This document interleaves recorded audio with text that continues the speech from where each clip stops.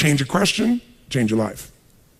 When it comes to planning your life, I want to get you to learn to ask 3 questions now. And the first one is not, what am I going to do? And how many understand why now? Say I. The question you want to ask yourself is, what do I want? What's my outcome? What's my result? The word RPM, the first one, is to get you focused on the target. The target is not the activity. The activity can change. It's what's the result I'm after. If you know exactly what it is you really want, what you desire, what you're really after, clarity is power. The more clear you are and specifically what you want, the faster your brain can get you there. But if you're generally saying things like, what do I want? Well, I want more money. Fine, here's $1, get out of here. Did you achieve the outcome? Yeah, when you're that general, you think you're not getting your goal, you are. The way you language your goal, the way you think about it, you're receiving it. I want to feel a bit better. I want to lose some weight. Fine, you lost a pound, you're done. Because your brain's like a servo mechanism in a bomb and a missile. The old days, you shoot a missile and the target was going, and if you missed the trajectory, you missed it. Today, what happens when the missile's not on course? What happens? It locks onto the heat signature, and what does it do? It moves and follows it. That's the way your brain is if it knows the outcome, if it knows the result. So RPM starts with, I got to know the result. This is a results planning system. The rapid planning method, but you can think of it as a results planning system. I need to know the result I'm after before I ever ask myself what to do. That takes more time, but it's worth it. Now, for time's sake, I'm not going to do this with you right now, but I'll tell you what I do when I've taught this to people and I've got a full weekend to do this in. Just give you a picture. If I asked you right now to write out your name, your full name. Now, some of you abbreviate your signature, but write out your full name in cursive. Go and do that one time. Write out your full name in cursive. I can't even use the word cursive. Is that really the word people still use? It means in handwriting, I guess, but in cursive. Just write it out full name, because you can do this later on. Full name. If you normally abbreviate, don't do that. You have to write out the full name. Now, if I had you get with a partner, and you can try this later if you want. I'm just going to tell you because I don't want to take the time because we have such limited time today. And I have your partner say to you with a stopwatch here, okay, ready? And I go, go. And you write it out. And you tell me when you're done. And I go, stop. And I write down how long that was. So let's say you wrote out your signature and it took 5 seconds. And then say, ready? Write it out. Ready? Go. You tell me when you're done. Stop. And I write down 5 seconds. I have to do that 10 times. You'll find in the beginning, you'll be, let's say, 6 seconds. I'm making it up. Everybody's signature is different. And you probably might get down to as little as 5 seconds. If you have like an iPhone, you could do it as a digital stopwatch. You could see the milliseconds. Then I say to you, I want you guys to write every other letter in cursive. In other words, you're going to write half as many letters. How long do you think it would take to do it? Half as much time? Most of you, it'll take twice as much time in the beginning, and then eventually, what's interesting is, if I do it 10 times, and the last 2 or 3, and this makes no logical sense, and again, I don't want to take the time to have all of you do this 10 times, 10 times, 10 times, but you can go do it on your own, I'll just tell you the result. In most cases, even though you're doing half as many letters, you cut it by 2/3 the time. There's something happens when you break an old pattern and you do it fresh. Your brain over the years has learned ways to move more rapidly since when you did your original signature, and you'll do it in 1/3 the amount of time. It'll take twice as much at first, and then it'll cost you 1/3 amount of time. Now let me tell you why I'm telling you this. The system I'm calling the rapid planning method, by the time I show it to you, you're gonna go, this takes more time than just making my to-do list. When will it take more time? When? Initially.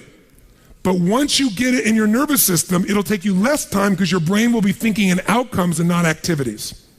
And when you think in terms of outcomes and not activities, pretty soon, some of the activities on your list you don't even need to do to get the outcome. You find a better way to get the outcome quicker. Now, how do you do that? Yes, 3 questions. Question 1, what is my result? What is my outcome? What is it I really, truly want from this? If you're going back next week, and you say this next week, what are the most important what? Outcomes for me to get this week in my business. And you just write those outcomes out, not your action items, the outcomes. If you do that and nothing else, you'll be ahead of the game. And if you just keep looking at those outcomes every day, how am I doing on that outcome? Your brain will come up with ways to get to that outcome. I promise you. Focus on outcomes, not on activities. Action for most people, activities, most people may mistake movement for achievement.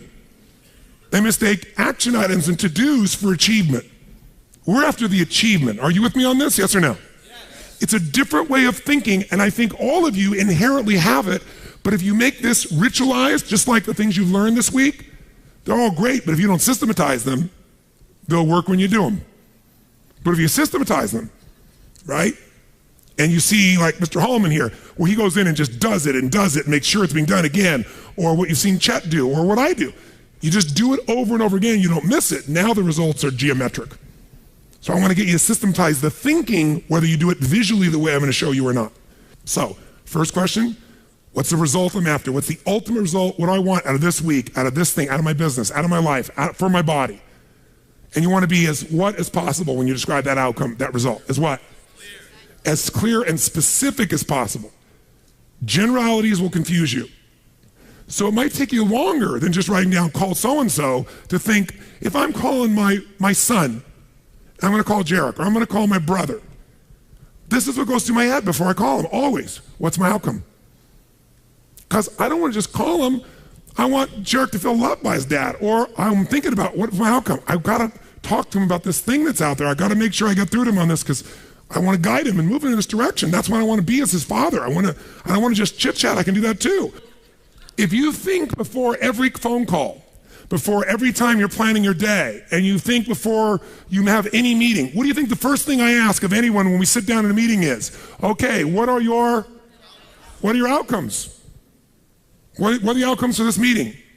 First thing I want to know, because if I know the outcomes, guess what? A lot of meetings, they're done pretty quick. Because if I know the outcome, you don't have to go through all the activities to sell me on it. Just, that's your outcome? How do you want to do it? Sounds good to me? Rock. That's how you make a meeting productive. I know a meeting's productive not by the hours or time. Sometimes it takes longer to the outcome than you want, but I'm going to get the outcome. That's, by the way, what you see with me on stage. That's why my times vary, but it's based on an outcome. I'm going to get that outcome. I don't give a damn whether it's the right time or not. I want to do it in that time, but I must deliver the outcome. How many get that? And by the way, how many like to have your company focused on outcomes, results, and not activities? Say aye. People say all the time, well, did you get that done? Well, I left them an email. I left them a voicemail. I've sent them 3 emails. How many times have you heard that? When that happens with me, I'm like, but I don't show it. I just like, really? Wow, that's fascinating. We'll explain about our culture. It's about getting the result. So I can help you if you can't figure another way to do it, but there may be 12 other things we might want to do. Maybe they don't have the answer. Maybe somebody else can give us the answer. The outcome was to get this information, not to leave an email or 12 or 3 voicemails. That will not do any of us any good. How many follow? Now, whether you get the outcome or not, whether you get that result, will be based first, do you have clarity? And the second thing is, whether you got enough emotional juice to keep going after it when things don't work out. So the second part of RPM is the purpose. RPM, by the way, how many knows what it means when you increase the RPMs in a car? Anybody here? What does that do? It builds up what? Power, speed. Higher RPMs, you can explode through something, right? You can make something happen. So think of this metaphorically also, this rapid planning method, this result planning method. So it's rapid planning, it's a result planning. You want a results-focused, purpose-driven, massive action culture. That's what RPM stands for. It's how you build up power and you break through. But whether or not you get that result will be, are you clear and specific? But also, do you have enough juice when it doesn't work out? How many of you are going after an outcome in your day or in your week, and for whatever reason, you're not able to get it? The person doesn't respond, they're not there, the thing's not there, something interferes, somebody interrupts you. Who's had their plans interrupted? Raise your hand and say aye. So whether you keep doing it or not is, do you have enough emotional juice? See, guys, you all know out of this week, you got more than enough to take your business to a whole nother level. You got more ways. You can go home and be artists now. And some of it, went by so fast, but many of you have the program, you'll watch enough times, you'll be there. Somebody's going to invite us in, we're going to be there and make sure you do it. So it's going to happen. But the art of it being followed through or not is going to come. Do you have the emotion to follow through? And that needs to be a part of your thinking also. So the next question I've always asked, besides the outcome, is why? Why is more important than how? Why are we doing this? What's the purpose? Purpose is more powerful than object. Purpose is more powerful than object. You say, I want $1 million. That's a great objective. I want $1 billion. Great objective. I want to feed 3,000 children in my community. That's a beautiful objective. It's even more specific. But even that objective, you might get excited about, so you realize what it takes to feed 3,000 kids. right? And the politics involved and all the people that don't follow through. And then you have this good intention and somebody else is pissed off because one of the kids didn't get fed, right? And you did everything you know how to do. What's going to make you keep going? Purpose. Why do you want to feed those 3,000 kids? Why do you want to make that $1 million, that $1 billion? Why are you going to take your business to the next level? Why is the most important thing to know? Because that's where all the emotional juice and fuel is to actually get you to go through when the challenges show up. Every person you see who's on fire and is successful knows the why. And you know what the problem is? You might know the why in the beginning. You wrote a mission statement and stuff like that. You got to know why you're doing this right now. This right now. That's what's going to engage you and activate the why. You might have a why, but it's not active. How many follow the difference what I'm talking about here? Say I. Otherwise, that little law of familiarity shows up. You know, well, we're doing this because da-da-da-da-da, and you repeat the why, but it has no emotion behind it. See, if I take a stick pin, no, I don't see anything like that, but you know when a woman has a blouse and they have like a little stick pin in it? Let's think that stick pin is a word. And I take that stick pin and I throw it at you. Are you going to feel it? Barely. But if I take that little stick pin called a word and I wire it to the back out of a giant iron bar called emotion, now I can take that stick pin and put that thing right through your heart. That's the power of why. RPM. R is the result, the outcome. What you're after, P is the purpose. It's the why. 80% of success is why. 20% is how. Get a big enough why, people figure out how to do it. Yes. How many agree with me on this? Say I. So you better know your why. So, talking to the president, tell me something. What's your outcome? And then why? And then once we know the why, we know what you're after and why, then the question is, how do we do it? We know what we're after, why, how do we do it?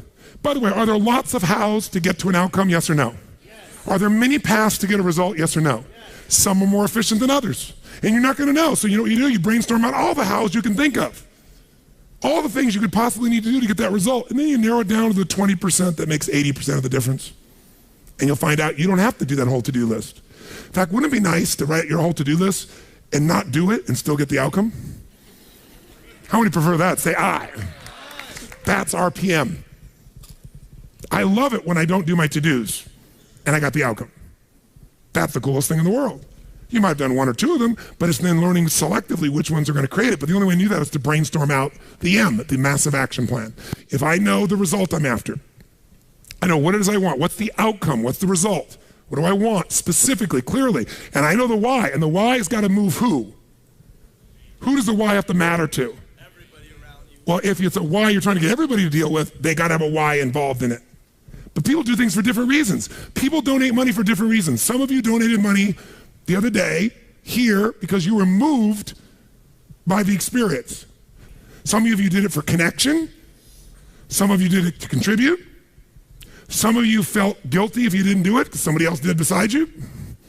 Or you have a lot of money and you feel guilty about it because you didn't earn it. I'm not saying anybody in this room, but that's how some people are. They inherited it, so they feel guilty. Some people do things to get their name up on the wall. Some people today do it anonymously and then tell everyone. Isn't it true? Yeah, just confidentially. That was me. You know. And everybody tells everybody that it's anonymous. They're doing it for significance. Some do it for connection. Some do it for contribution. I don't care why a person does it, but we do it. But if you're going to work with a group of people, you better make sure the why touches on all their needs. Does that make sense? When it's you, whose why does it have to be? Whose why does it have to touch? Whose purpose does it have to be? Your own for you to be moved. So if you know the result and you know the purpose, now you need the M, which is the massive action plan. We also call the massive action plan the map. It's your massive action plan, your map. How are you going to get there? What are you going to do? And by the way, when you're crystal clear on what you want and you know why you want it, you can make a big map. You can brainstorm a million ways to do it. Not all your houses are going to work. That's why you make a whole map. And then go back and gradually asterisk the ones that are the most important and go hit those.